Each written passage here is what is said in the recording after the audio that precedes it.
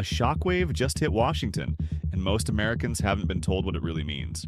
In a 6-3 emergency ruling, the Supreme Court drew a hard line that instantly changed the legal reality for more than 600,000 people and quietly altered the balance of power between citizens and the federal government. This wasn't a slow academic decision buried in footnotes. It was fast, decisive, and disruptive.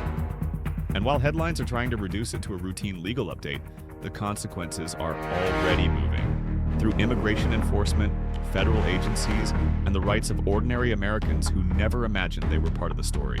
If you pay taxes, use a bank account, send digital messages, or expect the law to mean what it says, this ruling touches you. What makes this moment different is not just the vote count, it's what the court chose to settle once and for all. For years, a quiet power struggle has been playing out behind the scenes. Who actually gets to decide how laws are enforced in America? Is it the executive branch, elected by voters and accountable at the ballot box?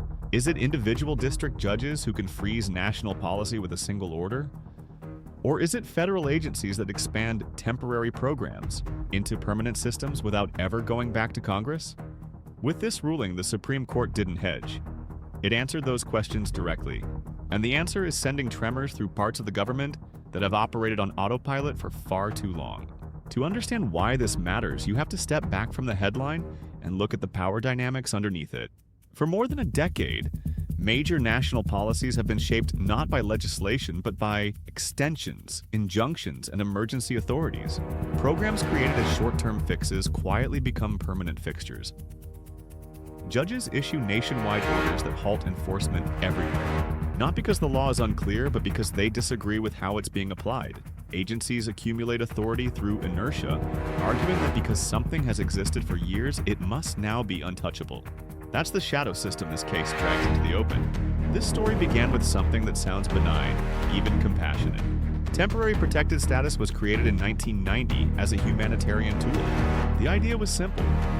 When a country suffers a natural disaster or armed conflict, the United States can temporarily allow its citizens to stay here until conditions improve. The statute was explicit about its limits.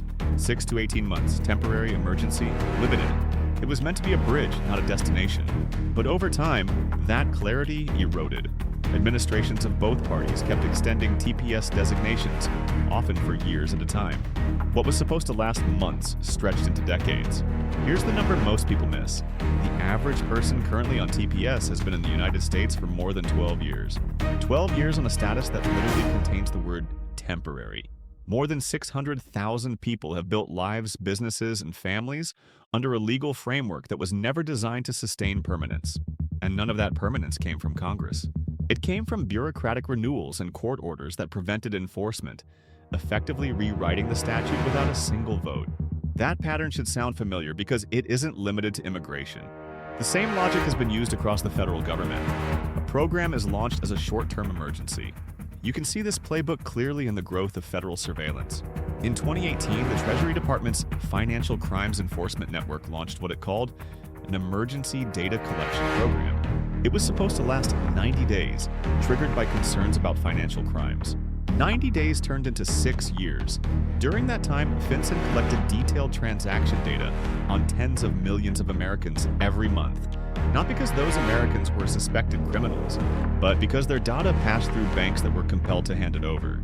By the time this case reached the courts, FinCEN was ingesting more than 30 million routine transactions per month. Groceries, rent payments, small business deposits, transfers between family members. Algorithms decided what looked suspicious after the fact. Warrants weren't obtained for individuals. The data was vacuumed up first, sorted later, and when small business owners found themselves under investigation, many learned for the first time that their financial lives had been mapped without probable cause. Roughly 600,000 of them joined lawsuits after facing audits and freezes that cost, on average, nearly $50,000 in legal fees. The government's argument was strikingly consistent across these issues. If an administration has the authority to start a temporary program, it should be able to keep extending it. Ending it, they argued, would cause chaos. The Supreme Court rejected that logic outright. Temporary means temporary. Emergency authority does not convert into permanent power simply because time has passed, and neither judges nor agencies get to substitute their preferences for the limits written into law. When the case finally reached the Supreme Court, the divide was clear. Rest of script, the consequences are immediate. Politically, the implications are enormous. If you want to understand how these decisions affect your rights, make sure you're subscribed.